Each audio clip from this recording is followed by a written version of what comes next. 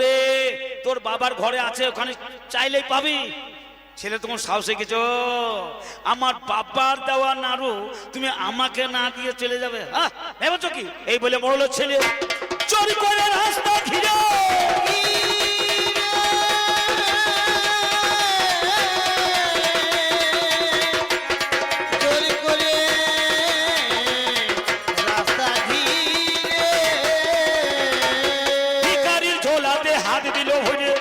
ওরে চারটে নাড়ু তুলে নিল, খেতে খেতে চলে গেল মোড়লের ছেলে।